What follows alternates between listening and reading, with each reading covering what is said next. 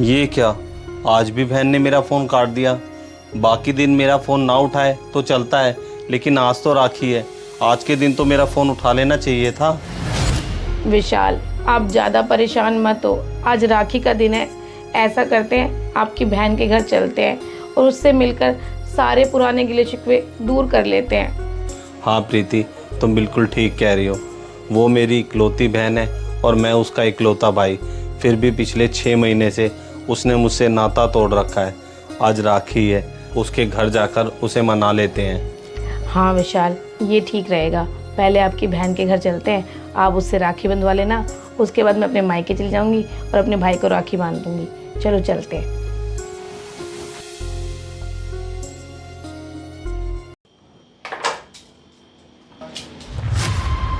भैया भाभी, आप दोनों आप क्यों आए हो यहाँ? बहन, आज राखी है। आज हम दोनों को मिलकर अपने पुराने गिले शिकवे दूर कर लेने चाहिए। भैया, मुझे आप दोनों से कोई रिश्ता नहीं रखना। आप दोनों चले जाओ यहाँ से। बहन, आज के दिन ऐसा मत कर। आज राखी है। बहन भाई के रिश्ते ऐसे ख़त्म नहीं होते। बहन, तो पुरानी बातों को भूल जा। क्या पुरानी बातें भूल जाऊं? भाई भाभी, आप दोनों पुरानी बातें भूल सकते हो, लेकिन मैं वो पुरानी बातें बिल्कुल भी नहीं भूल सकती हूँ। जो आप दोनों ने मम्मी और मुझे खून के आंसू रुलाया है ना, वो मैं पूरी जिंदगी भर नहीं भूल सकती हूँ। बेटा, मुझे सरकारी हॉस्पिटल से आराम नहीं आ रहा। पूरी रात में सो नहीं पा रही हूँ। बेटा, मुझे कहीं प्राइवेट हॉस्पिटल में दिखा दे। मम्मी, अगर मैं तुम्हें प्राइवेट हॉस्पिटल में दिखाऊंगा ना, तो वहाँ 1000-1100 रुपये ही डॉक्टर की फीस होती है और वो 10 तरह के टेस्ट लिख देते हैं, वो अलग। तुम खामखा मेरा इतना खर्चा करवाओगी।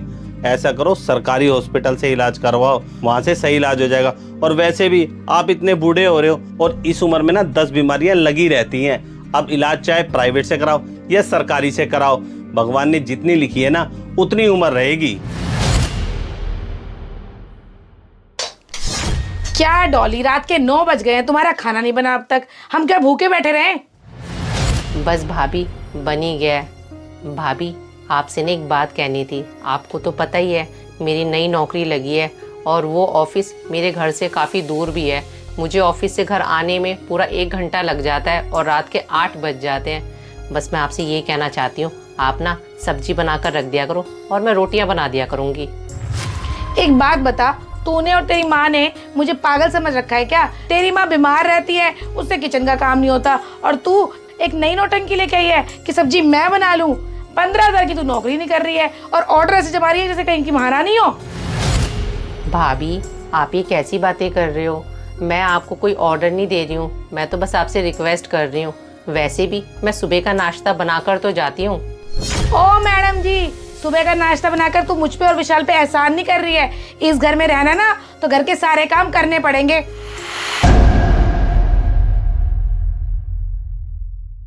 मम्मी, अब आप ज़्यादा चिंता मत करो। मैं अब महीने के 15,000 रुपये तो कमाने लगी गई हूँ। मैं आपका ना अच्छे हॉस्पिटल में इलाज करवा दूंगी। मम्मी, मुझे यहाँ से ऑफिस बहुत दूर पड़ता है, इसलिए मैं सोच रहा हूँ नोएडा में एक फ्लैट खरीद लेता हूँ और मैं और प्रीति वहीं शिफ्ट हो जाएंगे।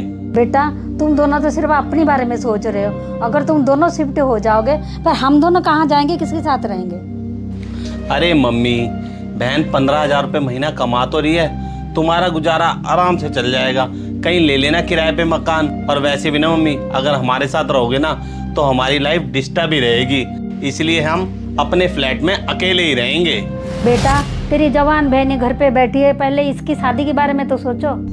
बहन मांगलिक है और बहन 33 साल की हो गई है। अगर शादी होनी होती ना, तो अब तक हो गई होती। अब नहीं होने वाली बहन की शादी। बेटा, तू ऐसा मत बोल।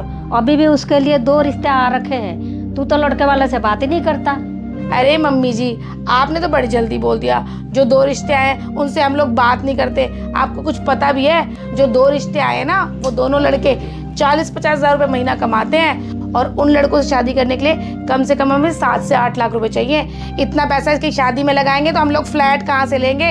हम तो इसके लिए ऐसा रिश्ता ढूंढ रहे हैं जो इसे चुन्नी चढ़ा कर ले जाए, और ऐसा रिश्ता हमें मिल नहीं रहा। बुरा मत मानना मम्मी जी, मुझे नहीं लगता इसकी कोई शादी वादी होने वाली है। चलो विशाल, चलते हैं।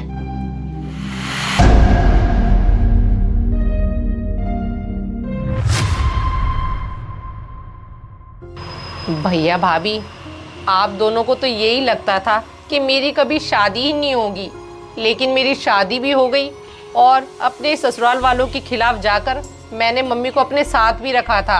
अरे आप दोनों ने तो झूठे मुंह तक नहीं पूछा कि मम्मी को हम अपने साथ रख लें। भैया भाभी, आप दोनों को क्या पता, आप दोनों ने जो मेरी मम्मी के साथ अत्याचार किए थे ना, उनको याद कर कर के मेरी मम्मी रोज रोया करती थी और एक ही बात कहती थी कि डॉली बेटा, अगर मैं मर गई ना तो मेरी चिता को मेरा बेटा बिल्कुल भी अग्नि ना दे। अरे तुम लोगों को क्या पता, एक माँ जीते जी इतनी बड़ी बात तब कहती है जब उसको अपनी ही औलाद से इतने बड़े जख्म मिले हों। भैया भाभी, मुझे तो आप दोनों को भैया भाभी कहने पर ही शर्म आ रही है, क्योंकि आप लोगों ने तो मेरी मम्मी को ठोकर खाने के लिए ही छोड़ दिया था। आप लोगों ने तो झूठे मुंह भी नहीं पूछा था कि वो किस हाल में है, लेकिन मैंने शादी के बाद अपनी मम्मी को अपने साथ रखा और उनकी अच्छे से सेवा भी की।